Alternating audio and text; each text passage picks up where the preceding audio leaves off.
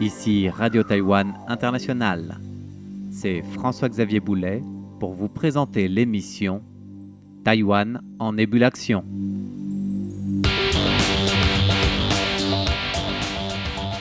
Avec les progrès fulgurants de la technologie de l'intelligence artificielle, la plateforme audiovisuelle chinoise iQIYI a récemment annoncé, lors de sa conférence mondiale 2026, le lancement d'une bibliothèque d'artistes IA. Elle affirme avoir même obtenu l'autorisation de plus d'une centaine d'acteurs pour créer ce qu'elle appelle des doubles numériques.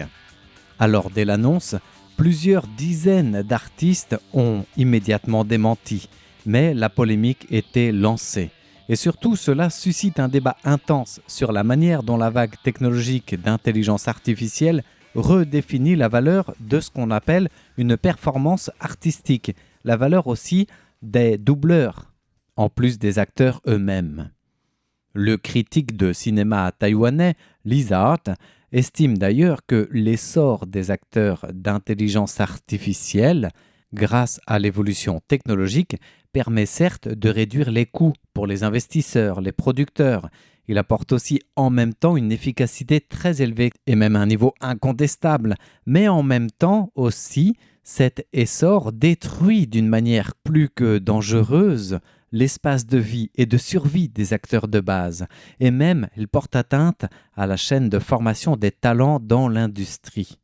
La masse importante de chômeurs qui risque d'en résulter deviendra un facteur d'extrême instabilité sociale, une sorte de bombe à retardement donc, au sein de l'euphorie collective de l'industrie audiovisuelle chinoise. C'est en tout cas la lecture que nous allons voir dans cette émission, avec une analyse sur les atouts de ces doubles numériques annoncés par la Chine grâce à cette bibliothèque d'artistes et d'acteurs d'intelligence artificielle, mais en même temps ses limites, les risques et les défis afférents pour le secteur artistique, en Chine, mais aussi à l'étranger et même pour d'autres secteurs.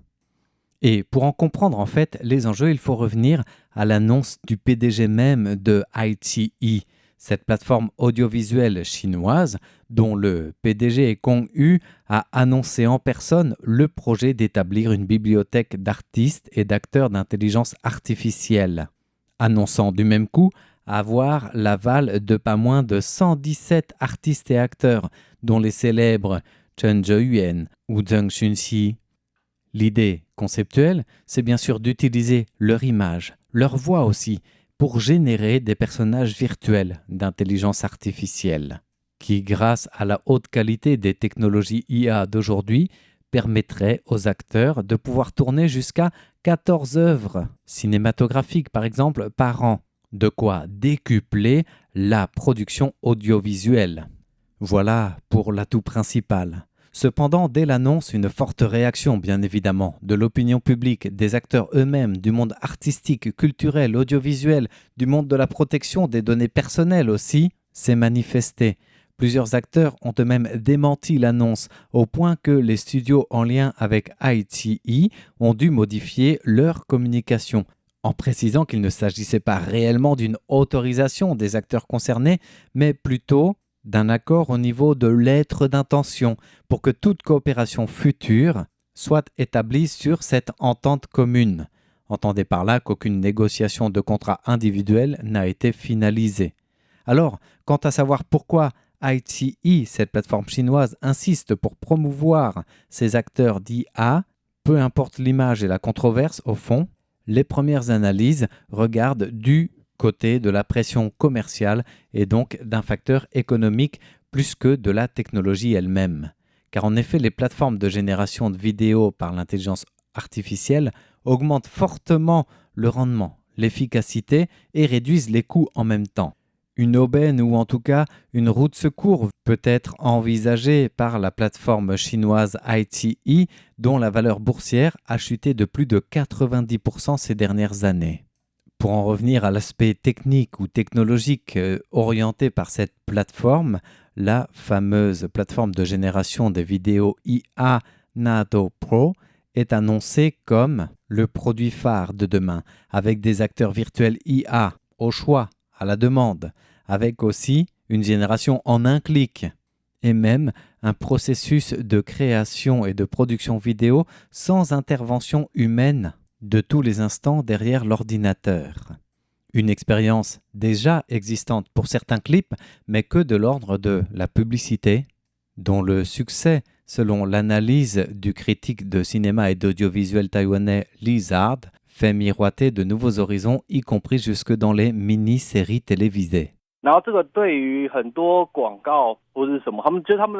Ce format s'intègre parfaitement aux systèmes publicitaires et commerciaux de nombreuses entreprises, ce qui explique l'engouement observé pour l'industrie des mini-séries. Cependant, ce secteur s'est heurté par la suite à un problème de création de contenu. En effet, une fois le contenu généré, il est possible de créer un personnage fictif original. Et dans ce cas, la création d'un personnage fictif fait que vous pouvez vous passer des services des acteurs.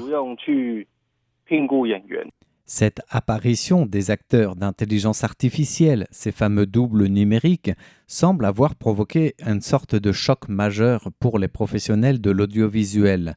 Selon les données accessibles sur le marché chinois des mini-séries télévisées, les productions qui recourent à des acteurs d'intelligence artificielle ou des doubles numériques est passée de moins de 7% en 2025 à plus de 38% au premier trimestre de cette année.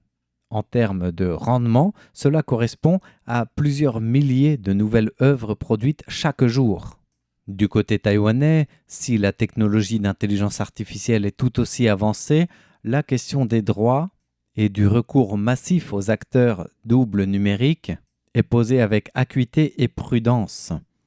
Selon Lizard, l'essor des acteurs d'intelligence artificielle réduit certes les coûts, il améliore certes le rendement, l'efficacité, mais il détruit en même temps de manière durable l'espace de vie et de survie des acteurs de base et porte atteinte aussi à la chaîne de formation des talents.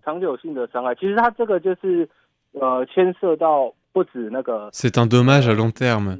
Cela ne concerne pas seulement l'impact de l'IA sur l'audiovisuel, mais la suppression globale de la formation des travailleurs de base dans tous les secteurs. À l'avenir, beaucoup de gens devront apprendre par eux-mêmes. Le marché du travail exigera des compétences d'interaction homme-machine de niveau intermédiaire ou supérieur, c'est-à-dire une qualité équivalente pour pouvoir entrer. C'est en ce sens que nous parlons de risque de bulle ou de conséquences négatives pour la Chine.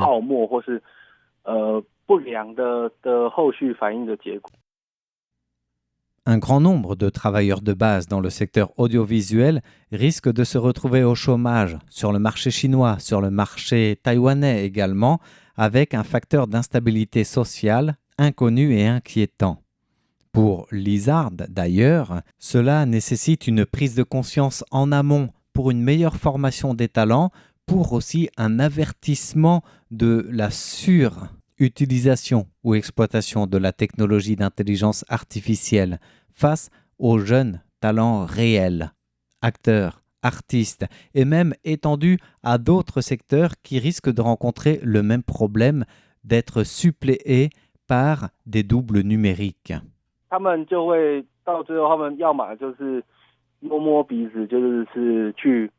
À la fin, soit ils devront se résigner à livrer des repas ou chercher d'autres emplois pour survivre difficilement, soit ils n'auront aucun canal légal pour exprimer leur frustration.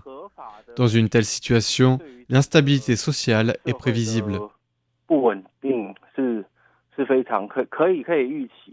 L'analyse de Lizard se poursuit par rapport au modèle taïwanais qui, selon lui, ne doit surtout pas reproduire le modèle chinois pour éviter la même impasse ou le même risque.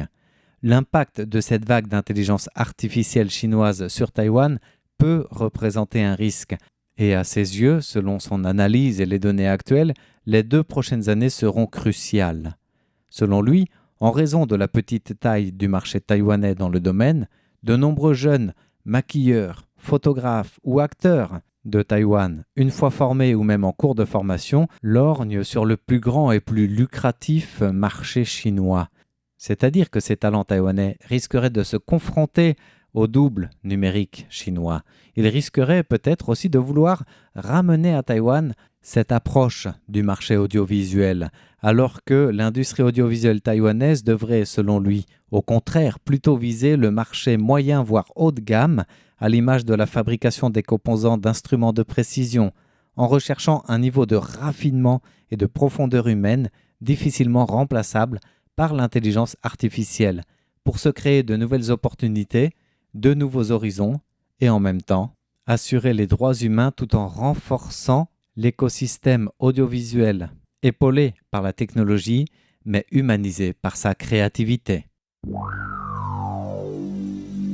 Bien voilà pour le sujet du jour sur les doubles numériques, acteurs d'IA et des vrais défis qu'ils posent. Merci de votre écoute. C'était Taïwan en ébullition présenté par François-Xavier Boulet pour RTI.